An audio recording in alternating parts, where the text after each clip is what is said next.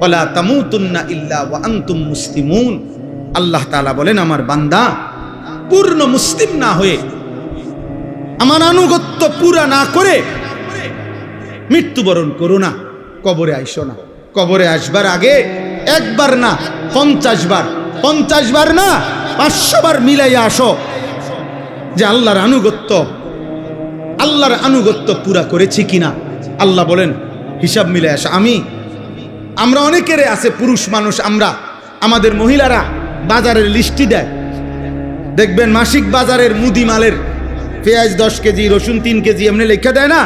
তাহলে আমাদের নিয়ম কি? আমরা যে কোনো পুরুষ, আমরা যারা বাজার করি এরকম লিস্টি চাইয়া, তো আমরা বাজারে থাকতে বারবারই একটু পর পর আমি যেটা করি যে আমার এই লিস্টি দিলে আমি মাল কিনি, এদিক দিয়ে দাগ দেই, দিয়া আবার দেখি কোনোটা বাদ আছে কিনা, শ্রোতা এটার লগে মিলাইয়া তারপরে খরচ শেষ করি। যেই দোকানদারে মালটা দেয়, যেই মুদি দোকানদার যার কাছে আমরা লেখাইছি, শ্রোতা লেখায়, মানে এটার মধ্যে ওইও যখন ওই বস্তার মধ্যে ভরে মালটা দেয়, সবটি মাইট পেশাললে ওই এটার লগে মিলাই কিনা বলেন, এমনি এমনি কোনা দিয়ে দেয়, দাগ দেয় না, দাগ দিয়ে দিয়া হয়ে বস্তার মধ্যে মালটা বুঝাই দিয়া, এই যে মাল 13টা, এখানে দিছি 13টা, হুজুর এত দাম নেন। তাহলে আল্লাহ তাআলা বলেন, ওয়ালা তামুতুন্না ইল্লা ওয়া আনতুম মুসলিমুন। আমার বান্দা, আমার আনুগত্য, আমার ইবাদত, আমার হুকুম দুনিয়ায় থাকতে মরার আগে মিলাইয়া আইসো, মিলাইয়া ডাক দিয়ে দিয়া মিলাইয়া আইসো, মিলাইয়া কবরে আইসো, নাই তো 1 সেকেন্ডে কবরে টিকতে পারতাম। এই জন্য যে আমি সব সময় বলি, চাচা মিয়া গপ মারে সাদোয়ানে বইয়া, আল্লাহর রহমতে 3 ফুট বিদেশ পাঠাইয়া জিগুন বিয়া দিয়া লাইছি, গদ্দুয়ার করে আমার শাল্লাহ। এখন আল্লাহর রহমতে আপনার দোয়ায় আর কোনো টেনশন নাই, ওনার মূল্য কোনো দুঃখ নাই। না, আপনি মরেন আল্লাহর রহমতে, আপনি খুব দ্রুত সময় মরিয়া যান চাচা, আপনি মরিয়া না দেখবেন দুঃখ কাকে বলে। হ্যাঁ, কবর বুঝি বিদেশের হিসাবে, কথা বলে না, কবর বুঝি বিল্ডিং এর হিসাবে। তো এটি কি কইলেন আপনি? এগুলা কি শুনাইলেন মানুষের? আখেরাতের কথা কি দিয়ে বুঝাইলেন? বিল্ডিং দিয়া। নাউজুবিল্লাহ। আল্লাহ আমাদেরকে হেফাজত করেন। সবার বিবেক একসাথে নড়ে না, কিছু মানুষের বিবেক মরে যায়, কিছু নাফরমান আল্লাহর নাফরমানি করতে করতে কলিজা বন্ধ হয়ে যায়। খোদার কসম, এটা কোরআনে আল্লাহ বলছে। পাপ করতে করতে, নামাজ না পড়তে পড়তে, আল্লাহকে সেজদা না দিতে দিতে, অশ্লীলতার, নাফরমানি, বেহায়াপনা, অসভ্যতার, নোংরামি করতে করতে খোদার কসম আল্লাহ বলেন, অসংখ্য নাফরমানকে এক পর্যায়ে আমি তার অন্তর মোহর মেরে দেই, কান মোহর মেরে দেই, চোখে চূড়ান্ত পর্দা ফেলে দেই, আর কোনোদিন হেদায়েত দেই না। একদিন আমার ফেরেশতা দিয়া, লাথি দিয়া জাহান্নামেই ফেলে দেই। হ্যাঁ, খাতামা আলা সামঈহি ওয়া কলবিহি ওয়া জাআলা আলা বাসারিহি গিশাওয়া। গুনাহ এই জন্য লম্বা করতে নাই, পাপকে দীর্ঘ করতে নাই। পাপের দীর্ঘ হইলে, গুনাহ লাগাতার হইলে সবচেয়ে বড় মুসিবত হইল, আর কোনদিন যদি আল্লাহ ফিরার সুযোগ আল্লাহ না দেয়, তো পৃথিবীর সমস্ত পীর বুজুর্গ যদি বাইকটাও কাউরে খাওয়ায়, আর হইতো না। আব্দুল কাদের জিলানীর আব্বাও যদি কবর থেকে আসে, মালিক যদি বলে তোরে আমি হেদায়েত দেব না, তো কায়নাতের সমস্ত পীর বুজুর্গ একসাথে তাসবিহ পড়েও আপনারে আর হেদায়েত দিতে পারবে না। আল্লাহ যাকে হেদায়েত দিবে না বলে ফেলে, তাকে আর কায়নাতের কেউ দিতে পারে না। যদি পারত, তাহলে রাসূলুল্লাহ সাল্লাল্লাহু আলাইহি সাল্লাম আবু তালেবকে ঈমান দিতে পারতেন। পারতেন কিনা? নবীজি সাল্লাল্লাহু আলাইহি ওয়াসাল্লামের চাইতে প্রিয় আল্লাহর মাখলুকের মধ্যে, আল্লাহর সৃষ্টির মধ্যে, আল্লাহর নিকটে এর চাইতে মাহবুব আর কেউ হইতে পারে? কথা বলে না। আর কেউ হয়েছে? আগামীতে হবে কেউ?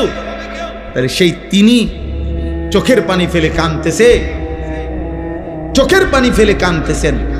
আল্লাহ তাআলা বলছে, না বন্ধু, কাঁদবেন ঠিক আছে, কিন্তু আপনার চাচা আবু তালেবকে আমি ঈমান দেব না। মৃত্যুর মুহূর্ত পর্যন্ত নবীজি চেষ্টা করছে চাচা কালেমা বলেন, কালেমা বলেন, কালেমা বলেন। কুল লা ইলাহা ইল্লাল্লাহ কালিমাতান আশহাদু লাকা বিহা ইনদাল্লাহ। নিজের জন্য ভাবেন, নিজের জন্য, নিজের কলিজায় আল্লাহকে নেন, হৃদয়ে আল্লাহকে নেন। আমরা সবাই ব্যস্ত হয়ে গেছি অন্যরে হেদায়েত করার জন্য, সবাই আমরা ব্যস্ত হয়ে গেছি অন্যরে মোবাইল দিয়া দেখানোর জন্য। মনে হয় যেন আমি তো হুজুর আল্লাহর রহমতে আমনগো দোয়ায় জুনায়েদ বাগদাদি হয়েই গেছি, এখন আমি চেষ্টা করতে আছি অন্য মানুষের আব্দুল কাদের জিলানী বানাইতে। আমাদের ভাবটা এমন হয়ে গেছে, আমরা বেশি আত্মবোলা, আপন ভোলা, আপন ভোলা। আমি এখনো এই ছেলেদেরকে বলছি যে আব্বা তোমরা বলো, এশার নামাজ যখন চলতেছে, আমি যখন গেছি মসজিদে, আমার ডানে বামে আমি যে কয়জনরে দেখছি আমি ডাইকা মসজিদে পাঠাইছি। আমি তো তোমরা আয়োজক, তোমরা তোমাদের এই ছেলেগুলারে ডাকছিলেন এশার নামাজের জন্য, মাগরিবের নামাজের জন্য ডাকছিলেন, ফজরের নামাজের জন্য ডাকছিলেন কোনোদিন? তাহলে কেউ যদি কাউকে আল্লাহর দিকে না ডাকে, একজন বক্তা বুঝি কুমিল্লার থেকে আইসা, ঢাকা সিটাং থেকে আইসা বুঝি সবাই রে জুনায়েদ বাগদাদি বানায় ফেলবে? এটা কি তাবিজ? এটা কি ফু? হ্যাঁ, যে আমি আপনার ঘরে ফু দিয়ে দিলাম, আপনারা এখন একটা ফু দেব, আপনারা দেখবেন সাথে সাথে আপনারা সবাই হয়ে গেছেন বাইজিদ বুস্তামিয়া জুনায়েদ বাগদাদি। এটা এমন? এটা কি ম্যাজিক? এটা সার্কাস? এখানে আমাদের মেহনত চাই, আমাদের সম্মিলিত উদ্যোগ চাই, আমাদের সকলের আন্তরিক প্রচেষ্টা লাগবে ভাইয়া। আলহামদুলিল্লাহ, এটা এখন সুখের খবর, সফলতা, সুখবর এটা যে সারা বাংলাদেশে এখন পিচ্ছি পিচ্ছি ছেলেরা, সারা বাংলাদেশে আলহামদুলিল্লাহ। এটা বৃষ্টি আসার আগে ঠান্ডা বাতাস বয়, এটা নিয়ম। বৃষ্টির আগের বাতাস সবাই টের পায়, বুঝে। বৃষ্টির আগের বাতাসটাই ভিন্ন রকম হয়, বাতাসটা এত ঠান্ডা যে বাতাসিটা গায়ে লাগলেই মানুষ বুঝে বৃষ্টি আসতেছে। ঠিক তেমনি ভাবে সারা বাংলাদেশে তো আমরা আলহামদুলিল্লাহ দৌড়াই।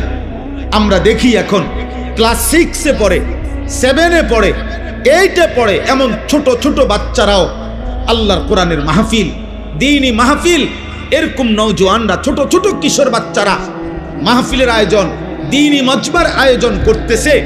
ইনশাআল্লাহ এটা বোঝা যায় যে ঠান্ডা বাতাস বইতেছে, আগামী দিনে ইসলামের পতাকা পৃথিবীময় উড়বে ইনশাআল্লাহ।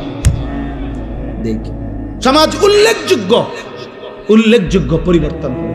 আমি বললাম একদিন পৃথিবীতে ইসলামের যখন চূড়ান্ত বিজয় ছিল, তখন দুষ্ট চরিত্রের মানুষকে মানুষ অবজ্ঞার দৃষ্টিতে দেখত।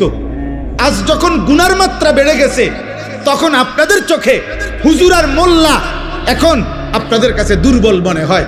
কিন্তু একদিন ইনশাআল্লাহ মালিক যখন চাইবে অবস্থার পরিবর্তন হবে, তখন আমি বললাম প্রত্যেক সমাজে, মনে রাখো ছেলেরা, তোমরা যারা চরিত্রহীন, বেনামাজি, মদখোর, নেশাখোর, গাঁজাখোর, ফুট্টাখোর, বাবাখোর, ইয়াবাখোর, সুদখোর, হারামখোর, কিস্তিখোর, লোকে তোদেরকে দেখলে থুতু মারবে, থুতু মারবে, থুতু মারবে। মনে রাখি, লোকে তোদেরকে দেখলে থু দিবে, থুতু মারবে ইনশাআল্লাহ। মনে রাখিস, আমি বললাম, বলবে ওই দেখ হারামখোর, বলবে ওই দেখ সুদখোর, বলবে ওই দেখ ফুট্টাখোর, বাবাখোর, দেখ। এইভাবে ইশারা দিয়ে দেখাবে। ইনশাআল্লাহ পরিবর্তন স্পষ্ট বুঝাই যাচ্ছে, স্পষ্ট বুঝা। এখানেও এসে এরা দেখ একসাথে হয়েছে যারা, সব ছোট ছোট ছেলে, মাশাআল্লাহ, ছোট ছোট ছেলে ফিকির করছে, মাহফিলের আয়োজন করছে। এটা পরিবর্তনের সম্ভাবনা, একদিনেই সব বদলে যাবে। তাহলে নবী সাল্লাল্লাহু আলাইহি সাল্লামের মতো শ্রেষ্ঠতম নবীও 23 বছর মেহনত করতে হতো না। বুঝেন নাই কথাটা? এই জন্য আমি সমস্ত ছেলেদেরকে, তোমাদেরকে বলতেছি, বাবা অচিরেই দেখবা তোমরা। আমি বললাম অতিলকাল আইয়ামু নুদাভিলুহা বাইনান নাস, কোরআন শরীফে আছে, আল্লাহ বলছেন আমি মানুষের অবস্থা দিন বদলাই, আমি আল্লাহ সময় বদলাই। সময় বদলায়। কোরআন শরীফে আছে সূরা হুদের মধ্যে আল্লাহ বলেন, আমি কখনো বান্দাকে কষ্ট আর মুসিবতের পরে সুখ এনে দেই। আবার আল্লাহই বলছে, আমি কখনো বান্দাকে সুখ আর আনন্দ আর ফুর্তির পরে দুঃখ এনে দেই, দুঃখ এনে দেই। হ্যাঁ হ্যাঁ, আমি আল্লাহ এনে দেই, অবস্থার পরিবর্তন করি। সুখের দুনিয়া কখনো দুঃখে ভরে যায়, দুঃখের দুনিয়া কখনো সুখে ভরে যায়। আনন্দ মুখর মানুষ হয়তো কখনো অজরে চোখের পানি ফেলে, আবার কাঁদতেছিল বান্দা হয়তো, আবার কখনো আনন্দে হাসে। আল্লাহ বলেন, আমি সময় বদলাই, আমি ঋতু বদলাই, আমি সময় বদলাই। একবার রাত আনি আবার দিন আনি, একবার আলো আনি আবার অন্ধকার আনি, একবার রোদ আনি আবার বৃষ্টি আনি, একবার সকাল বানাই আবার বিকেল বানাই, একবার দুপুর বানাই আবার রাত্রি বানাই। ঠিক তেমনি ভাবে প্রতি মুহূর্তে যেহেতু আমি আমার এই পৃথিবীতে অবস্থার পরিবর্তন করছি, তাহলে ইমানদার মনে রেখো, ঘাবড়ায়ও না।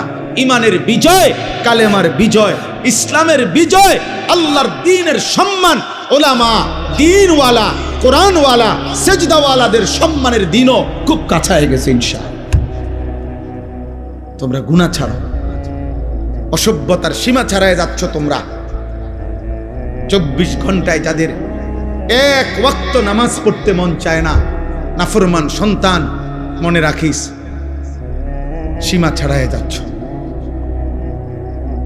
24 ঘন্টা যারা নারী ছাড়া, ছবি ছাড়া, মোবাইলের উলঙ্গ দৃশ্য ছাড়া যাদের রাত কাটে না, দিন কাটে না, নাফরমান, মনে রাখিস সীমা ছাড়ায় গেছে। এটা বাড়াবাড়ি, বাড়াবাড়ি, এটা বাড়াবাড়ি। দিবানিশি যারা মদের আড্ডায়, নেশার আড্ডায়, মনে রাখিস নাফরমান, সীমা ছাড়ায় গেছে। ঠিক হবে না এটা। যে মালিক রোদ আনে সে মালিক বৃষ্টিও আনে, যে মালিক হাসায় সে মালিক কাঁদায়, সুখ যে মালিক দেয় দুঃখ সেই মালিকই দেয়, জীবন যে মালিক দেয় মৃত্যু সেই মালিকই দেয়, সুস্থতা যিনি দেয় অসুস্থতা তিনিই দেয়, হায়াত যিনি দেয় মৌত তিনিই দেয়। না ভিন্ন কেউ? কথা বলেন না, ভিন্ন কেউ না, একই আল্লাহ। আল্লাহ বলেন, আল্লাহ হাসান, আল্লাহ কাঁদান। আদহাকা মানে আল্লাহ হাসান, আবকা মানে আল্লাহ কাঁদান। আল্লাহ বলেন, আল্লাহ মৃত্যু দেন, আল্লাহ জীবন দেন, আল্লাহ জীবন দেন, আল্লাহ রাত আনেন, আল্লাহ দিন আনেন, আল্লাহ আনেন। প্রতি সেকেন্ড আল্লাহ বদলায়, প্রতি মুহূর্ত সময়ের প্রত্যেকটা সেকেন্ড বদলায় কে? কথা বলেন না, কে বদলায়? রাত, এই যে এখন রাত, কে আনলেন? আগামীকালকের ভোর আনবে একমাত্র কে? তিনি যদি রাত ধরে রাখে কারো ক্ষমতা নাই আলো আনবে, তিনি যদি আলো ধরে রাখে কারো ক্ষমতা নাই অন্ধকার আনবে। বলো ভাই, আফসোসের বিষয়, আফসোসের বিষয়। আব্বা এশার নামাজের টাইম হইছে, এই সময়ও যে ছেলেগুলো এখানে দাঁড়াইয়া ছিল, এমন অসভ্য বেয়াদব কেমনে হইল আব্বা? মুসলমানের ঘরে এত বড় বেয়াদব সন্তান কেমনে হইল? বাবার অপমান তুমি, মায়ের অপমান। নামাজ চলতেছিল, এখন ওয়াজ শুনতে আসছে। কি ওয়াজ শুনবো আব্বা? ওয়াজ মানে তো ফুটবল খেলা না, ওয়াজ মানে তো নাটক আর সিনেমা না, ওয়াজ মানে তো আখিরাতের কথা, ওয়াজ মানে তো নামাজের কথা, ওয়াজ মানে তো কবরের কথা, ওয়াজ মানে তো নসিহত, ওয়াজ মানে তো গুনাহ ছাড়ার কথা, ওয়াজ মানে তো তাকওয়ার কথা, আল্লাহকে ভয় করার কথা। আল্লাহ আমাদেরকে বুঝ দান করে, আল্লাহ আমাদেরকে ফিকির দান করে। তোমরা একটা একটা ছেলের কাছে আমানত, কেউ একজনই বুঝো, কিন্তু এটা মনে রেখো, গুনাহ ইজ্জত দেয় না। নারী, ছবি, মদ, জুয়া, জিনা, ব্যভিচার ঈমান থেকে বিচ্ছিন্ন করে দেয়। আমি হাদিস বলি, আল্লাহর নবী সাল্লাল্লাহু আলাইহি ওয়াসাল্লাম বলেন, যে ব্যক্তি জিনা করে, নারীর সাথে কোনো হারাম কাজ করে, খোদার কসম এই এক পাপ। আর হলো ওয়াশারিবাল খামরা, যে নেশা করে, মদ খায়, গাঁজা খায়, বাবা খায়, ফুট্টা খায়, পেন্সিডিল খায়, ইয়াবা খায়, এমন নিকৃষ্ট নাফরমান, খোদার কসম আল্লাহর নবী বলছে ব্যভিচারী আর নেশাখোর এই দুই নাফরমানের কলজাত থেকে ওই পাপ অবস্থায় আল্লাহ তাআলা ঈমান খুলে রাখেন। এই কোরআন ধরে বলি, এই কোরআন হাতে ধরে বলি, আল্লাহ তার কলিজার হৃদয় থেকে ঈমান বের করে ফেলে। আল্লাহ বলে নেশাখোর ঈমানটা দিয়ে যা, যা আমার ঈমান আমি রেখে দিলাম, এবার বেঈমান যা তুই যা। আল্লাহ বলে চরিত্রহীন লম্পট নারীর সাথে গুনাহ করবি, ঠিক আছে যা, আমার ঈমান আমারে দিয়া যা, আমি ঈমান রেখে দিলাম, কালিমা রেখে দিলাম, এবার যা। কি সাংঘাতিক কথা। ঈমানবিহীন যদি মৃত্যু হয়, এই ঈমান যদি আর ফিরে না আসে, এই কালেমা যদি আর ফিরে না যায়, তো দুনিয়ার মানুষে না জানে আমনে মুসলমান, আমনে মানুষে না জানে, আইডি কার্ডে না, তো কবরে কি মানুষ আইডি কার্ড দেয়নি? ভোটার আইডি কার্ড কবরে দেয়নি কেউ। জন্ম নিবন্ধন সনদ দিয়ে কোনো কবরে দরকার আসেনি। আসল সত্য জানে কে? আসল হাকিকত জানে কে? আল্লাহ। এজন্য কোরআনুল কারীমে আল্লাহ বলছে, বান্দা কোরবানি তো করছো সবাই, কিন্তু আসমানে পৌঁছছে কোনটা সেটা তো আমি আল্লাহ তাআলা বলে দিয়েছি। ওয়ালাকিন ইয়ানালুহু তাকওয়া মিনকুম, তাকওয়া গুনাহমুক্ত জীবন। কোরবানির প্রত্যেকটা শুরু থেকে শেষ পর্যন্ত গুনাহমুক্ত জিন্দেগি যার, গুনাহমুক্ত তাকওয়া, আসমানে পৌঁছবে কেবল তা, বাকিগুলো জমিনের কোরবানি জমিনেই থাকে। কোরবানি তো করছিল হাবিলও, কোরবানি তো করছে কাবিলও। পৃথিবীর আশ্চর্য গুরুত্বপূর্ণ কথা হলো, সর্বপ্রথম এই পৃথিবীতে দুইটা কোরবানি হয়েছে মাত্র। প্রথম দিন হাবিল আর কাবিল, কোরবানি হয়েছে মাত্র দুইটা। প্রথম দিন, সর্বপ্রথম, সেই প্রথম দিনের দুইটা কোরবানির মধ্যেই আল্লাহ বলছে কোরআনে, ফাতুকুব্বিলা মিন আহাদিহিমা ওয়া লাম ইউতাকাব্বাল মিনাল আখার।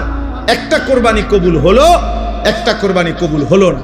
তাহলে মাত্র কোরবানি হয়েছে দুইটা, ওইখানেই আল্লাহ একটা বাদ করে দিছে। সেই প্রথম দিনে একটা ফেলে দিছে, আল্লাহ বলছে কবুল হয় নাই একটা। তো সেখানেই আল্লাহ বলে দিছে, ইন্নামা ইয়াতাকাব্বালুল্লাহু মিনাল মুত্তাকিন। শোনো বান্দা, কিয়ামত পর্যন্ত কেউ কোরবানি কবুল হবে তার তাকওয়া থাকবে যা। কোরবানি কবুল হবে কার বলেন? বলেন না সবাই, বলেন কার? তাকওয়া থাকবে যা। তাকওয়া মানে গুনাহমুক্ত জীবন। তাকওয়া মানে কি বলেন? গুনাহমুক্ত জীবন। গুনাহমুক্ত জীবন, গুনাহমুক্ত। কি কি গুনাহমুক্ত? এক নাম্বার সম্পদ গুনাহমুক্ত। এজন্য সুদখোরের টাকায় কোরবানি হয় না, ঘুষখোরের টাকায় কোরবানি হয় না, কিস্তিখোরের টাকায় কোরবানি হয় না, প্রতিদিন বাজারে ব্যবসা করে যে ওজনে কম দেয় এই হারামখোরের টাকায় কোরবানি হয় না, মানুষকে নিয়মিত যে ঠকায়, প্রতিনিয়ত প্রতারণা করে, অবৈধ উপার্জন করে, হারাম রোজগার করে, এই হারামখোরের এই টাকায় কোরবানি আদায় হয়। গোস্ত সিদ্ধ হয়, গোস্ত কি হয়? সিদ্ধ। রুটি দিয়ে খাওয়ান যায়, এটার সমস্যা নাই। রুটি দিয়ে তো ঝোলও খাওয়া যায়, গরুর গোস্ত খাওয়ান যায়, মুরগির গোস্ত খাওয়া যায়, রুটি দিয়ে খাইতে অসুবিধা নেই, হেটার লেগে আটকাইতো না। চুলার জিড়াই দেন, পাত্তর চুলার দিলেও সিদ্ধ হয়ে যাবে। বোঝেন না কথা? পাত্তর দিলেও এটা কি হয়ে যাবে? নরম হয়ে যাবে। পাত্তর নরম হয় না আগুনের মধ্যে, নয় চুন বানায় কি দিয়া? পাত্তর দিয়ে তো বানায়। আমি নিজ চোখে দেখছি, সুনামগঞ্জ ছাতক চুনের ফ্যাক্টরি, এরম বড় বড় পাথর, এগুলোই ভাঙ্গা ভাঙ্গা, এগুলোই কি হয়? চুন বানায়। পাথর এই আগুনের মধ্যে গলে গলে নরম হয়, এগুলোর মধ্যে মেডিসিন কেমিক্যাল দেয়, তো এরপরে চুন হয়। এই জন্য মূলত যে চুন খায় সে পাথরে খায়। হ্যাঁ হ্যাঁ, আমার সত্য কথা এটা, আপনি জিজ্ঞাসা করেন নাই। তাইলে সিদ্ধ হবে, রুটি দিয়া খাওয়া যাবে আব্বা, কিন্তু গুনাহমুক্ত না হলে আসমানে যাবে না। ইন্নামা ইয়াতাকাব্বালুল্লাহু মিনাল মুত্তাকিন, নিশ্চয়ই আল্লাহ কোরবানি কবুল করবে তার, তাকওয়া থাকবে যার। সমস্ত আমলের মধ্যে এই কথাটাই আজকে পড়ছি, সমস্ত ইবাদতের মধ্যে এক মুসলমান, খোদার কসম, এক মুসলমানের জিন্দেগীর সব কিছুতে মনে রাখতে হবে তাকওয়া হলো তার প্রধান তার নজর। আমি মুসলমান, আমার ওযু, গোসল, নামাজ, রোজা, হজ, যাকাত, ঈদ, কুরবানি, জিকির, তেলাওয়াত, দান, সাদাকা, আমার ঘর, আমার সংসার, আমার বউ, আমার ছেলে মেয়ে, আমার বাজার, আমার ব্যবসা, আমার প্রবাস জীবন, আমার দেশের জীবন, আমার চাকরি, আমার রাজনীতি, আমার সংসার, যা করছি মুসলমান যদি পরিচয় থাকে তাকে খেয়াল রাখতে হবে গুনাহ যেন না হয়, গুনাহ যেন না হয়, গুনাহ যেন না হয়, গুনাহ যেন। তাকওয়া, এরই নাম তাকওয়া। তাকওয়া শুধু কুরবানিতে না, তাকওয়া নামাজেও, তাকওয়া রোজাতেও, তাকওয়া হজ্জেও, তাকওয়া জিকিরেও, তাকওয়া তেলাওয়াতেও, তাকওয়া কোরআনুল কারীমের তেলাওয়াতেও, তাকওয়া দান সাদকাতেও, তাকওয়া রাজনীতিতেও, তাকওয়া সংসারেও, তাকওয়া স্বামী স্ত্রীর মেলামেশাতেও, তাকওয়া ছেলেপেলের ক্ষেত্রেও, তাকওয়া উপার্জনের সব ক্ষেত্রে, সর্বত্র। যুবক বলো, কিশোর বলো, নারী বলো, পুরুষ বলো, আমি হুজুর, আপনারা পাবলিক বলেন আর হুজুর বলেন, ওলি বলেন আর মুরিদ বলেন, যাই বলেন, মুসলমান মাত্রই জরুরি তাকওয়া, তাকওয়া, তাকওয়া। গুনাহমুক্ত থাকা। আমিও, আপনিও, আমিও কি হুজুরও, পাবলিকও, বক্তাও, শ্রোতাও, ছোট বড় সবাই গুনাহমুক্ত থাকা। প্রিয় ভাই আমার, মুসলমানের সন্তান, তোমাদেরকে অনুরোধ করছি, গুনায় ভরা এই জিন্দেগি কোনো জীবন না, এটা কোনো জীবন না রে আব্বা। নারী, ছবি, মদ, জুয়া, চুরি, ডাকাতি, জিনা, ব্যভিচার, গান, বাদ্য, অশ্লীলতা, সুদ, ঘুষ, কিস্তি, হারাম রোজগার, এটা কোনো মুসলমানের জীবন না। এ জীবন হাইওয়ানের জীবন, এ জীবন পশুর জীবন, এ জীবন চতুষ্পদ জন্তুর জীবন। হ্যাঁ, রাগ করলো এটাই কথা, অভিমান করলো এটাই কথা, এটাই সত্য। আল্লাহ কোরআনুল কারীমের মধ্যে বলছে, যে মানুষের অন্তর আমি আল্লাহকে নিয়ে ভাবে না, যে মানুষের কান আমি আল্লাহর কথা শুনে না, যে মানুষের চোখ আমার আয়াত দেখে না, খোদার কসম আল্লাহ বলছে উলাইকা কাল আনআম, এই মানুষগুলো জানোয়ারের মতো। কিসের মতো বলেন না? আল্লাহ কোরআনে বলছে। আপনি কার সাথে রাগ করবেন? আজকে আমি হাদিস পড়ছি বিকালবেলা বাসায়, আশ্চর্য কথা শুনেন। একটা ছোট্ট বিষয়, আপনি এটারে, আপনার কাছে মনে হবে একটা ছোট্ট বিষয়। নামাজি ব্যক্তির সামনে যে সূত্রা দেয়, এটা বুঝেননি আপনারা? মানে নামাজি ব্যক্তির সামনে দিয়ে যাতে কেউ না যায়, কথা বুঝছেন কিনা? এই সামনে একটা ছোট কাঠি কিছু একটা দেয় না মানুষ, এই সূত্রা, এই যে এটাকে কয় সূত্রা কয় আরবিতে।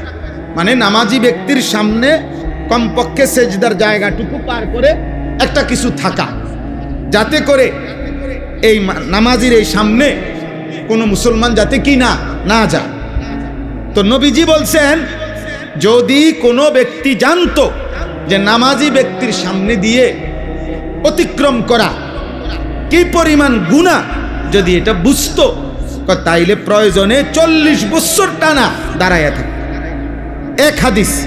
আরেক হাদিসে আবু হুরায়রার হাদিস হলো যে নবীজি বলছেন, তাহলে সে প্রয়োজনে মিআতু আমিন, 100 বছর হইল দাঁড়াইয়া থাকতো, তবু অতিক্রম করত না। এটা হলো একটা কথা। হাদিসের দ্বিতীয় অংশ আরো মারাত্মক। এই সামান্য এই বিষয়টা যে নামাজি ব্যক্তির সামনে দিয়ে যেন অতিক্রম না করে, নবীজি বলেন, তোমাদের নামাজের সামনে যদি কেউ অতিক্রম করতে চায়, তোমরা তাকে হাত দিয়ে প্রয়োজনে বাধা দাও।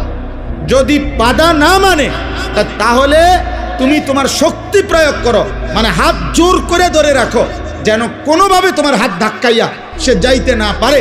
নবীজি বলেন এরপরে শব্দ, ফা ইন্নামা হুয়া শাইতানুন, শাইতানুন, খোদার কসম নবী বলে, এই সামনে দিয়ে যে লোকটা চলে যাইতেছে নিশ্চয়ই সে শয়তান।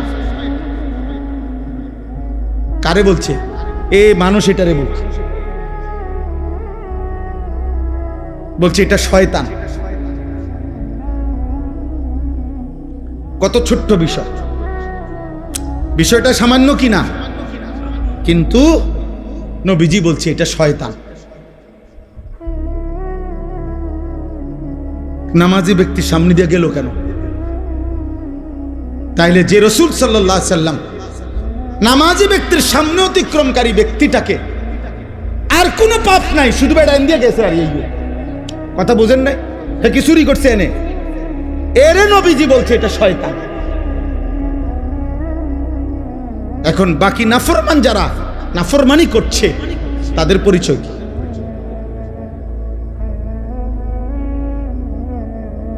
তাদের পরিচয় কি? নাউযুবিল্লাহ। দোস্ত আমার, বন্ধু আমার, ছেলেরা আমার, কেউ হয়তো তোমারে ধরতেছে না, কেউ হয়তো তোমারে ছুঁইতেছে না, কেউ হয়তো তোমারে ফিরাইবার মতো সাহস করছে না, ফলে তুমি যা ইচ্ছা তাই করে নষ্ট হয়ে যাচ্ছ। কিন্তু শেষ পর্যন্ত তো কেউ রে ছাড়াই তুমি কবরে যাইবা। একাকী সেদিন তুমি কেমনে শুইবা? কেমনে শুইবা? এই জন্য আজকে এটাই আমার বক্তব্য।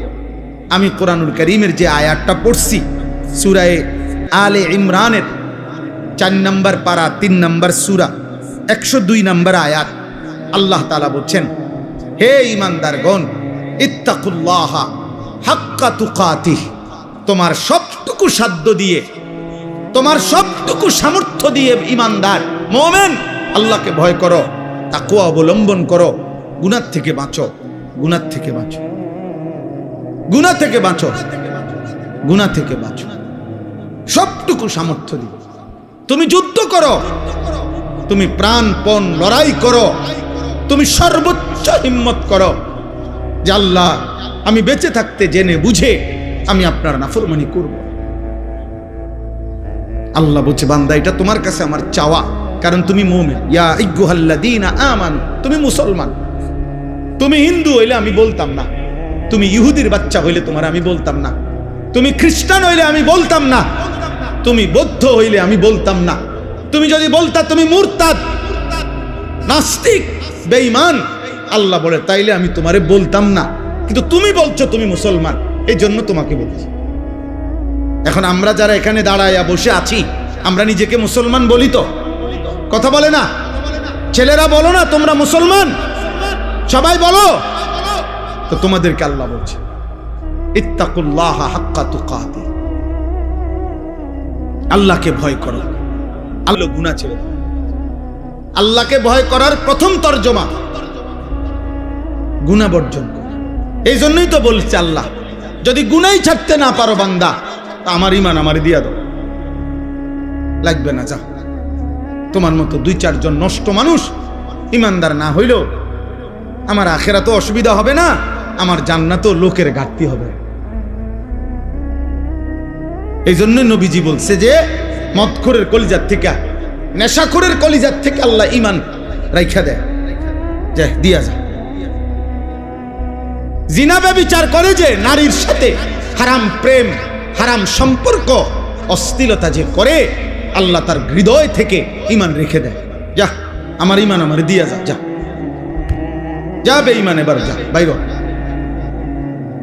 আল্লাহ নবী, আল্লাহ কোরআনে বলছেন, হে সুদখোর, আমি আল্লাহর সাথে সুদ খাচ্ছ, ঠিক আছে খাও, শুধু মনে রেখো আমি আল্লাহর সাথে যুদ্ধের ঘোষণা শুনে নাও, তোর লগে আমি যুদ্ধ করব, দেখি তুই আমার সাথে যুদ্ধ কইরা তোর অভাব কেমনে মিটাস। আমি আল্লাহ, আমি থাকতে তোর আমি দেখব। খোদার কসম, এটা কোরআনের আয়াত। আল্লাহ সুদখোরকে ডাইরেক্ট বলছে, তোর লগে আমি যুদ্ধ করলাম, যুদ্ধের ঘোষণা দিলাম, আমি তোর অভাব দূর করব না, চাই তোর কোন আব্বা তোর অভাব দূর করে আমি দেখব, তোর কোন বাফে আছে। এই জন্য পৃথিবীর একটা সুদখোর আজ পর্যন্ত সুখের কোনো দাবি করতে পারে নাই। লোনের পর লোন নিতেছে, টাকার পর টাকা নিতেছে, একটা পর্যায়ে দেউলিয়া হইয়া একটা পর্যায়ে দেউলিয়া। গতকালকে রাত্রে আহা, একজনের কথা আমারে বলতেছে, একজন শুনাইছে, দোয়া চাইছে যে হুজুর লোন নিতে নিতে, সুদ নিতে নিতে 400 কোটি টাকা নিছে, নিয়ে একসাথে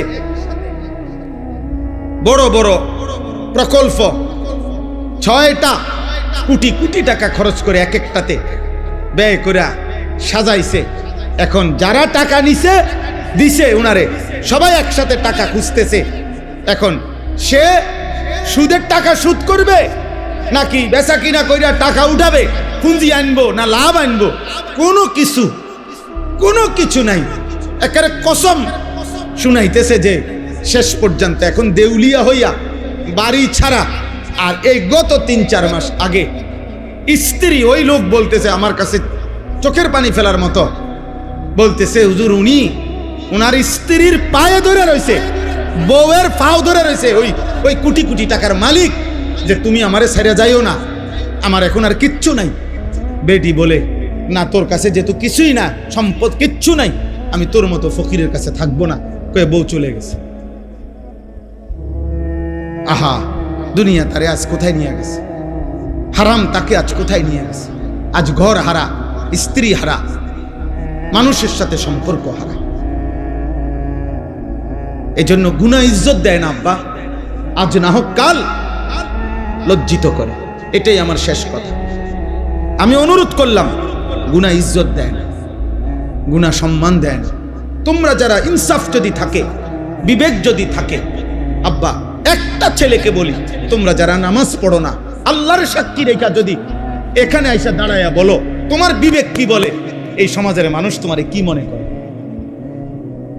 তোমরা যারা চুল মুশরিক বেঈমানের মতো, একটা ছেলে এখানে আইসা দাঁড়াও, এখানে ক্যামেরা হইতেছে, তোমরা ইয়া কও যে এই সমাজের মানুষ তোমাকে কি মনে করে, তোমার বিবেক কি বলে?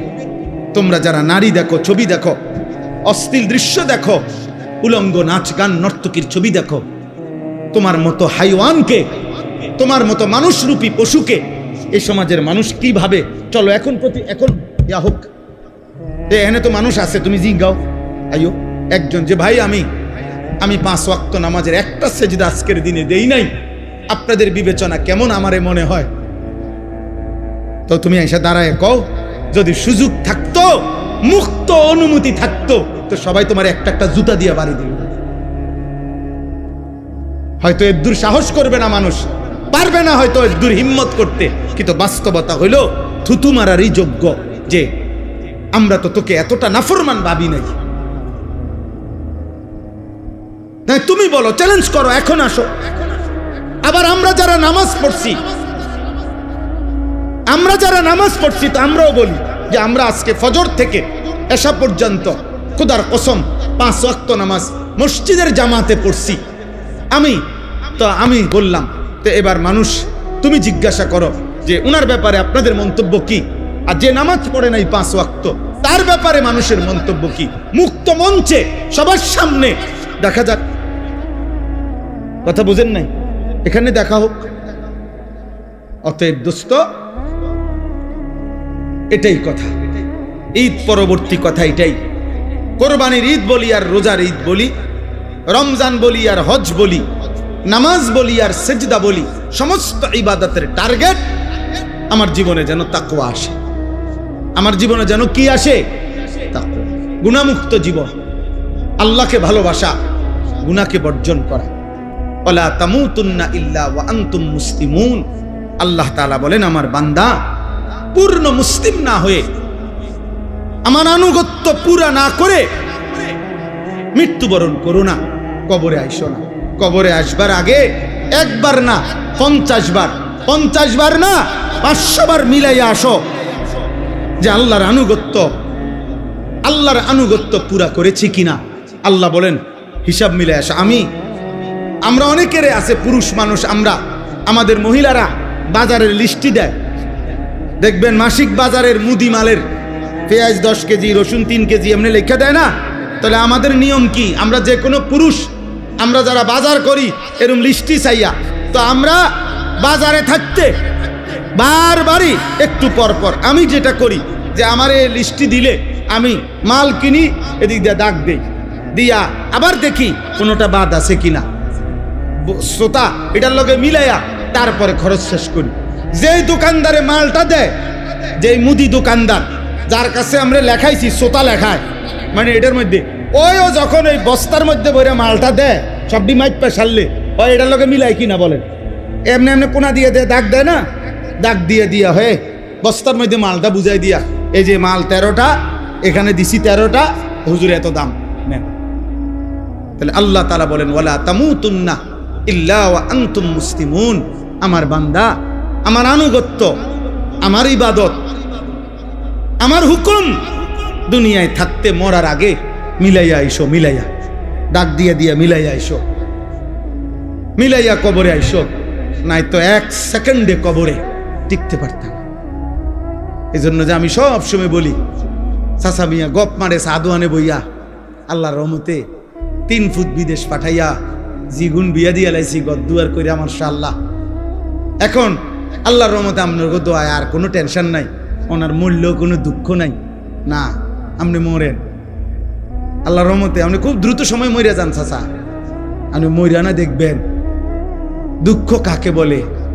হ্যাঁ, কবর বুঝি বিদেশের হিসাবে, কথা বলে না, কবর বুঝি বিল্ডিং এর হিসাবে। তো এটি কি কইলেন আপনি, এগুলা কি শুনাইলেন মানুষের? আখেরাতের কথা কি কি দিয়ে বুঝাইলেন? বিল্ডিং দিয়া। নাউজুবিল্লাহ, আল্লাহ আমাদেরকে হেফাজত করেন। মাটিতে বসার মধ্যে সবচেয়ে বেশি আনন্দ, কারণ মাটির মানুষ মাটিতে বসার মধ্যেই তৃপ্তি, মাটিতে বসার মধ্যেই আমাদের মূল তৃপ্তি। মাটির সাথে সম্পৃক্ততা, এটা আমাদের আসলের সাথে, মূলের সাথে সম্পৃক্ততা। মিনহা খালাকনাকুম ওয়া ফিহা নুঈদুকুম ওয়া মিনহা নুখরিজুকুম তারাতান উখরা। আল্লাহ তাআলা তো এটাই শিখাইছেন, এই মাটি থেকেই তোমাদেরকে সৃষ্টি করেছি, এই মাটিতেই আবার তোমাদেরকে কবরে ফিরিয়ে আনব, এই মাটি থেকেই আবার একদিন তোমাদেরকে আমি হাসরের ময়দানে উঠাবো। কাজে তুমি চাইলেও বান্দা মাটির থেকে সম্পর্ক তুমি নিজেকে বিচ্ছিন্ন করতে পারো। বিল্ডিং তোমার 80 তলা হোক, মাটিতেই ফিরতে হবে। বিল্ডিং তোমার রাজপ্রাসাদ হোক, একদিন তোমাকে কোথায় ফিরতে হবে? মাটিতেই ফিরতে। ওয়া ফিহা নুঈদুকুম, এই মাটিতেই তোমাকে ফেরত নিয়ে আসবে। এজন্য মাটির সাথে সম্পৃক্ততা, এটা তো আমাদের মূলের সাথে সম্পৃক্ত। এই জন্য মাটিতে বসার মধ্যে কোনো লজ্জাও নাই, সংকোচন, এবং কারণ এটাই আমাদের মূল বাস্তবতা। একদিন আমাকে লম্বা সময়ের জন্য এই মাটিতেই শুয়ে থাকতে হবে। তাহলে বলতেছিলাম যে আল্লাহর কথা যদি মনোযোগ দিই, ও ওমরের কথা বলতেছিলাম, তো বোন এবং বোন জামাইকেও এবার আচ্ছাতরে মারছে, কেন? কালেমা গ্রহণ করুন। তাহলে অপরাধের উপরে অপরাধ, পাপের উপরে আরো পাপ। একে তো তরবারি হাতে রওনা দিয়েছে, নবী সাল্লাল্লাহু আলাইহি সাল্লামকে হত্যা করবে, এটা যে কল্পনা করছে, এটাও তো কত বড় পাপ, কত বড় গুনাহ। আবার এই কালেমা গ্রহণ করার অপরাধে বোন আর বোন জামাইকে আচ্ছাতরে রক্তাক্ত করে ফেলছে। কিন্তু ওমর একটা কাজ করে ফেলছে, অল্প একটু কাজ। সেটা হলো যখন রাগ থামছে, মারতে মারতে বল ফিরে গেছে, তখন ওমর রাদিয়াল্লাহু তাআলা আনহু ওনার বোনকে, বোন জামাইকে বলছে একটা কথা, যে তোমরা কি পড়তেছিলা সে শোনাও। আমি যখন ঢুকতেছি তখন শুনতেছিলাম তোমরা কি যেন পড়তেছিলা, এগুলা কি পড়তেছিলা ওটা কও। এ আরশ আজিমের মালিক আল্লাহ তাআলা বলে, বান্দা ওমর, এটুকু আগ্রহ দেখাইছ আমার কোরআন শুনবার জন্য, যা হেদায়েত দিয়ে দিলাম। এরপরেই আল্লাহর কোরআন শুনছে এবং কিছুক্ষণের মধ্যেই নবীজির কাছে গিয়ে এই কোরআন শুনে কালেমা পড়ে মুসলমান হয়ে গেছে। তাহলে একটু আগ্রহ দেখাইছে, ফাঁকে দিয়া এতক্ষণ তো যা করছে সব উল্টা পাল্টাই করতেছিল, কিন্তু এখানে এসে একটু আগ্রহ দেখাইছে যে কি পড়তেছিলি তোরা সেটা শোনা। আল্লাহ তাআলার এটুকুই ভাল লাগছে। তো আল্লাহ তাআলা এইটুকু আগ্রহের বিনিময়ে এত বড় গুনাহ করতে রওনা দিছে, হত্যা করবে নবীকে, নাউজুবিল্লাহ। এত বড় পাপের সংকল্প করে যে রওনা দিছে, এবং এখনো বোন আর বোন জামাইকে এভাবে মারছে, অন্যায় করছে, কিন্তু ওই যে বললাম একটু আগ্রহ দেখাইছে, আল্লাহর কথা শুনতে চাইছে, আল্লাহ তাআলা এর বরকতেই হেদায়েত দিয়ে দিয়েছে। সূরা তাহা কোরআনের একটা সূরা আছে, ওই সূরার কিছু অংশ তেলাওয়াত করছে। ওমর রাদিয়াল্লাহু তাআলা আনহু বলছে, থামো, আর লাগবে না, যা বুঝার আমি বুঝেছি, চলো মুহাম্মদের কাছেই যাই। তো বোন আর বোন জামাই বলছে, কেন যাইবা? বলছে, আর গর্দান নিতে না, এবার আমার গর্দানই মুহাম্মদের কদমে দিয়ে। তে এরপরে কালেমা পড়ে মুসলমান হয়েছে। কোরআনুল কারীমের মধ্যে সূরা হুদের মধ্যে আছে, মক্কার কাফেররা নবীজিকে বলতো, মুহাম্মদ তুমি যে আমাদেরকে কালেমার দাওয়াত দিচ্ছ, আমরা মেনে নিতাম যদি তোমার কাছে বিপুল পরিমাণ অর্থ ভান্ডার থাকতো, বিপুল পরিমাণ টাকা পয়সা ধন ভান্ডার যদি থাকতো, তাইলে আমরা তোমাকে গ্রহণ করতাম। কারণ তখন তো একটা লাভের সম্ভাবনা আছিল যে তোমার দলভুক্ত হইলে অনেক কিছু টাকা পয়সা, খাদ্য খাবার বরাদ্দ পাওয়া যাবে। মানুষ নেতার পিছে ঘুরে উপাস থাকার জন্য, ঠিক না? নেতার পিছনে ঘুরে কেন? উপাস থাকার জন্য। খাওয়া, চুরি, যত রকমের ডাইন বাম নয় ছয় পাওয়া যায়, এই সমস্ত ভোগ করার জন্য। এটাই পিছনে পিছনে ঘুরার মাকসাদ। ইল্লা মাশাআল্লাহ, হ্যাঁ, যদি কেউ ভিন্ন থাকে, থাকতেই পারে, লাখের মধ্যে, হাজারের মধ্যে, কোটির মধ্যে ভিন্ন কেউ উত্তম, সব জায়গায় সব ক্ষেত্রেই আছে, ছিল, থাকবে। তো এরাও বলতে লাগলো যে তোমার দলভুক্ত হইতাম, তবে যদি তোমার কাছে ধনভাণ্ডার থাকতো। কিন্তু তোমার তো তেমন কিছু নাই, মক্কায় তো আমরা চিনি তোমারে, তোমার বাপও নাই, মাও নাই, তুমি যে এই চাচা আবু তালেবের ঘরে লালিত পালিত হও, উনিও দুর্বল মানুষ আর্থিকভাবে, তাহলে কি বুঝছে তোমারে অনুসরণ করব? 2 নাম্বার, মক্কার কাফেররা বলতো, দ্বিতীয়ত আমরা তোমাকে অনুসরণ করতাম যদি দেখতাম তোমার সাথে আল্লাহর পক্ষ থেকে সরাসরি ফেরেশতা তোমার সাথে থাইকা মুখামুখি আমগরে বলতেছে যে হ্যাঁ আল্লাহর নবী, আমি ফেরেশতা বলতেছি। এরকমও যদি আমরা ডাইরেক্ট দেখতাম ফেরেশতা বলতেছে তোমার পক্ষে, তাইলেও অনুসরণ করতাম। কিন্তু এইটাও তো দেখি না, সম্পদও নাই, আবার কোন ফেরেশতাও তোমার সাথে নাই, দেখি না আমরা, তো আমরা কি বুঝে তোমার অনুসরণ করতাম? কোরআনুল কারীমের মধ্যে আছে, আল্লাহ তাআলা নবীকে বলছে, বন্ধু, এমন কথার পরেও আপনি সামান্যতম ঘাবড়াবেন না, আপনি অস্থির হইয়েন না, বরং আপনি মনে রাখবেন শুধু ইন্নামা আনতা মুনদির, আপনি হচ্ছেন আল্লাহর দিকে ভয় প্রদর্শনকারী। আপনি ইন্নামা আনতা নাযীর, আপনি ভয় প্রদর্শনকারী। আপনার দায়িত্ব জাহান্নামের ভয় দেখানো, আপনার দায়িত্ব কবরের ভয় দেখানো, আপনার দায়িত্ব আখিরাতের ভয় দেখানো, আপনার দায়িত্ব আল্লাহর ভয় দেখানো। এটা আপনার জিম্মাদারি, আপনার দায়িত্ব আপনি শতভাগ গুরুত্ব দিয়ে আদায় করেন। এবার পরিবর্তন হইল কয়জন, হইল না কয়জন, বদলাইলো কয়জন, বদলাইলো না কয়জন, এর কোনোটা আপনার জিম্মাদারি না, সেটা আমি আল্লাহর ফয়সালা, ওইটা আমি দেখব, ওইটা আমি দেখব। তাইলে আল্লাহ তাআলাই এই নিজাম বলে দিচ্ছেন যে নিয়ম হলো এটাই, আল্লাহর কথা বলতে থাকা, আমার দায়িত্ব বলতে থাকা। পরিবর্তন হবে কে, হবে না, বদলাবে কয়জন, বদলাবে না কয়জন, খোদার কসম বাবা, এটা আল্লাহর ফয়সালা। এই জন্যই যে তোমরা যারা নামাজ পড়ো না, তোমরা যারা গুনার মধ্যে লিপ্ত আছো ছেলেরা, তোমাদের কারো পরিবর্তনই আমার হাতে না, আব্দুল কাদের জিলানীর হাতেও না, কারো হাতে না। এমনকি খুদ নবী সাল্লাল্লাহু আলাইহি সাল্লামের হাতেও কারো পরিবর্তন ছিল না।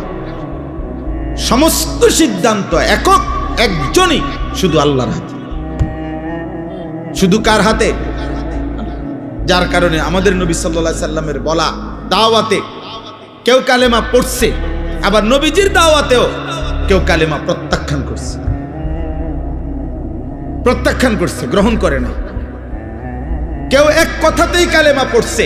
আবু বকর সিদ্দিক রাদিয়াল্লাহু তাআলা আনহুকে প্রথম যখন দাওয়াত দিছে নবীজি, প্রথম কথাতেই আবু বকর কালেমা পড়ে মুসলমান হয়েছে। মানে দুই কথা কোন লাগছে না। আবার কাউকে 23 বছর পুরা বুঝাইছে। নবীজি সাল্লাল্লাহু আলাইহি সাল্লামের ইন্তেকাল পর্যন্ত 23 বছরেও ওই নাফরমান কালেমা গ্রহণ করেন, বরং 23 বছরই বিরোধিতা করে গেছে। তাহলে কি বুঝা গেল? ফয়সালা কার হাতে? আল্লাহর হাতে। আল্লাহর হাতে। নবীজি সাল্লাল্লাহু আলাইহি সাল্লাম বলেছেন যতজনকে, আশা করছেন সবার জন্যই কালেমা। নবীজি একজন উম্মত কালেমা ছাড়া থাকুক, নবীজি সাল্লাল্লাহু আলাইহি সাল্লাম 1 সেকেন্ডের জন্য এটা চায় নাই। একজন উম্মত জাহান্নামে যাক, আল্লাহর নবী বলছে উম্মত আমি কোনোদিন স্বপ্নেও এটা চাই নাই। আমি চেয়েছি আমার শেষ উম্মতটাও জাহান্নাম থেকে বেঁচে যাক, জাহান্নাম থেকে বেঁচে যাক। নবীজি বলছে আমি তো চূড়ান্ত খুশি হব সেদিন আমার আল্লাহর নিকটে আমার শেষ উম্মতটাকেও জাহান্নাম থেকে বাঁচাইতে পারবো। যেদিন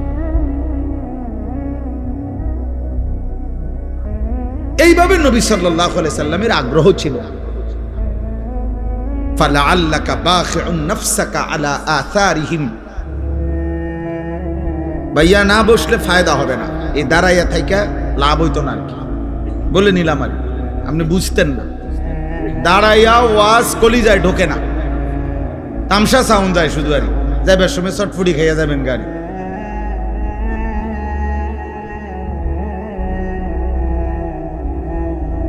অল্প শুনেন, এই তো ওয়াজ শেষ, এরপরে আর বয়ান করবে না কেউ। তাইলে তার মানে আধা ঘন্টা 40 মিনিট সর্বোচ্চ, এরপরে আমি এমনি শেষ করে দেবো ইনশাআল্লাহ। অতএব তোমরা ছেলেদেরকেও বলি, তাহলে আমার কথা এটা, নবীজিকে আল্লাহ বলছে বন্ধু ফালাআল্লাকা বাখিউন নাফসাক। মানুষগুলো ঈমান আনতেছে না, পরিবর্তন হচ্ছে না, গুনাহ ছাড়তেছে না, আল্লাহর নাফরমানি ছাড়তেছে না। এই অস্থিরতা পেরেশানিতে আপনি কি মরে যাবেন নাকি? মানে নবীজির অস্থিরতা এত বেশি ছিল যে খুদ আল্লাহ তাআলা নবীজিকে সান্ত্বনা দিছে, বন্ধু আহার একটু থামেন, একটু বিশ্রাম করেন, আপনি তো দেখতেছি মরে না যাবেন। বলতে বলতে কানতে কানতে উম্মতের জন্য নবীজির কান্না আল্লাহ থামাইছে, নবীজির পেরেশানি আল্লাহ থামাইছে, নবীজির অস্থিরতা মহান আল্লাহ তাআলা থামাইছে। কোরআনে আছে আল্লাহ তাআলা বলছে ফাইন্নাল্লাহা ইউযিল্লু মান ইয়াশা ওয়া ইয়াহদি মান ইয়াশা ফালা তাযহাব নাফসুকা আলাইহিম হাসারাত। দোস্ত এদিক সেদিক তাকায়েন না। শ্রোতা আসলে আরো ছেলেরা আসবে, কেউ বসবে, প্রত্যেকের যদি আমনে চোখে তাকায়া দেখতে হয়, বুঝতেন না। এখানে আসুক, হাতি আসুক, নলে মানুষ আসুক, বুঝেন না কথাটা? যেই আসুক উনি ওর মতো আসুক, মানুষ হোক আর হাতি হোক, এটা দেখার কিছু নেই। মনোযোগ চাই, আমি তো এটাই বুঝাইতে চাইতেছি। মনোযোগ জরুরি, আগ্রহ জরুরি, আল্লাহর কথার প্রতি আগ্রহ জরুরি। সাহাবায়ে কেরাম বলেন আমরা যখন নবীজির কথা শুনতাম মনে হইতো যেন আমরা গাছের ডাল, এরকম মজবুত মোটা ডাল, যে ডাল নড়ে না এক সেকেন্ডও, এরকম গাছের ডালের মতো স্থির হয়ে থাকতাম। মনে হইতো যেন আমাদের মাথার উপরে আইসা পাখি বসছে। পাখি একবার নড়েও না, কারণ আমরা তো মাথা নাড়াইতাম না, কাঁধ নাড়াইতাম না, এমন স্থির থাকতাম। সাহাবী বলছে আমরা মনে হইতো যেন নবীজির সামনে এভাবে বসতাম কখনো কখনো বয়ান শুনতে, যে মনে হইতো যেন আমাদের মাথাটা কাইটা আলগা করে রাখছে, কারণ শরীরের সাথে থাকলে না মাথা নাড়াইতো, মাথাই যেন ভিন্ন, অর্থাৎ এত স্থির। এভাবে বর্ণনা করছে ওনারা। এই প্রচন্ড পরিমাণ আগ্রহ, এর কারণে আল্লাহ তাআলা ওনাদের জিন্দেগি পরিবর্তন করছেন এবং ওনাদের দ্বারাই আল্লাহ তাআলা বিশ্বময় ইসলামের খেদমত নিয়েছেন।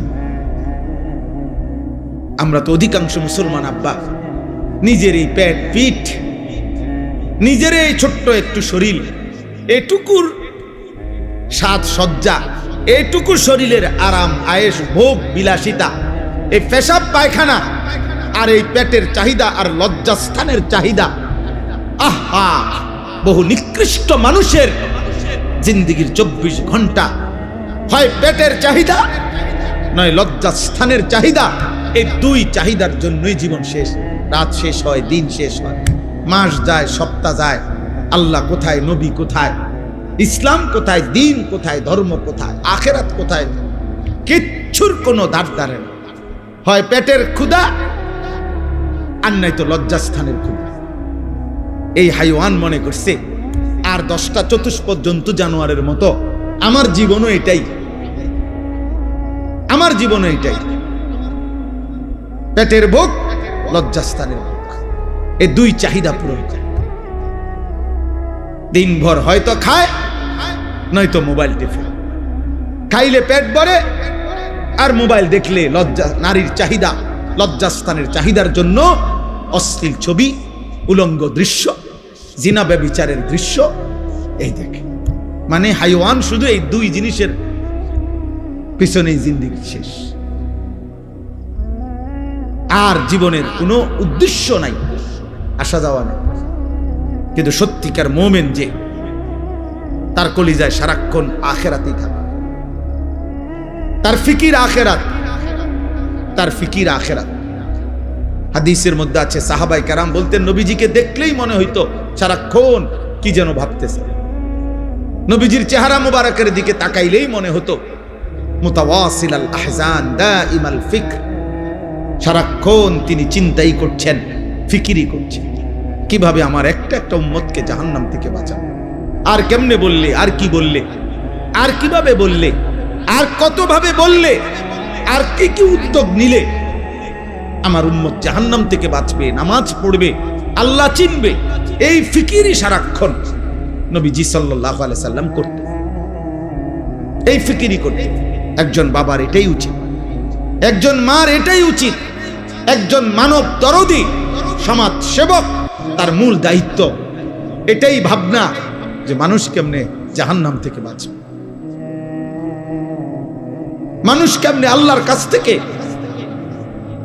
হাসরের ময়দানে জাহান্নাম থেকে বাঁচবে, কেমনে কবরের আযাব থেকে বাঁচবে কেমনে। সত্যিকার মুমিন মুসলমানের স্ত্রী বলেন, ছেলে বলেন, মেয়ে বলেন, দেশ বলেন, পাড়া বলেন, মহল্লা বলেন, একজন ইমানদার মুসলমানের মূল ফিকির নিজের এবং প্রতিটা মানুষের জাহান্নাম থেকে বাঁচানোর ফিকির। ইন্নামা আনতা নাযীর, নবীজিকে আল্লাহ এটাই বলছে, ঘাবড়াবেন না, আপনার সম্পদ না থাকুক, আপনার সাথে প্রকাশ্য ফেরেশতা তাদের সাথে কথা না বলুক, ওরা যাই আপনার করুক, আপনি মনে রাখবেন ইন্নামা আনতা নাযীর, আপনি জাহান্নামের ভয় প্রদর্শনকারী, আপনি আল্লাহর ভয় প্রদর্শনকারী, কবরের ভয় প্রদর্শনকারী, আখিরাতের ভয় প্রদর্শনকারী। এটাই আপনার দায়িত্ব, আপনি বলতে থাকেন। আমি এখানে আজকেও আইসা মনে হইল কত বছর হয়, 2006 সাল বা 5 সালে, 2006 সাল হবে খুব সম্ভব, আমি প্রথম আপনাদের এই আলগি গ্রামে আসছি বিল্লালদের বাড়ির মাহফিলে। তাইলে আজকে 2026 সাল, বরাবর 20 বছর, বরাবর 20 বছর। এই 20 বছরের ভিতরে খুব কম বছর বাদ গেছে আমি আসছি না, কমপক্ষে 2-3 বছর মনে হয় না এরকম গ্যাপ গেছে,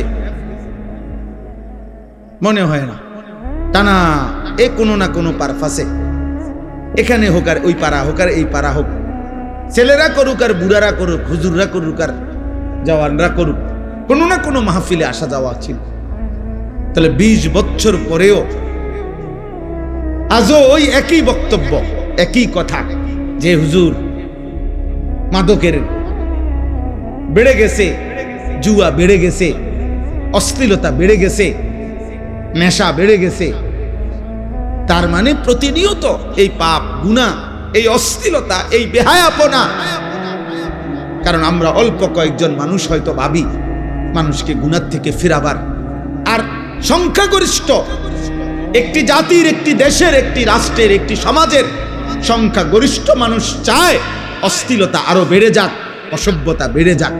তাহলে এত বিপুল মানুষ যদি নাফরমানি ছড়িয়ে দেয়, 1-2 মিলে কদ্দুর ঠেকাবে? একটা সাগরের ঢেউ তো 2-4 টুকরি মাটি দিয়া ঠেকানো যায় না। একটা নদীর ঢেউ তো আব্বা 2-4 টুকরি মাটি দিয়া বাদ দেওয়া যায় না, বাদ দেওয়া যায় না। কক্সবাজারের উত্তাল ঢেউ বঙ্গোপসাগরের, এটা আমরা মাটি কাইটা বেড়া দিলে, বাদ দিলে তো আটকাবে।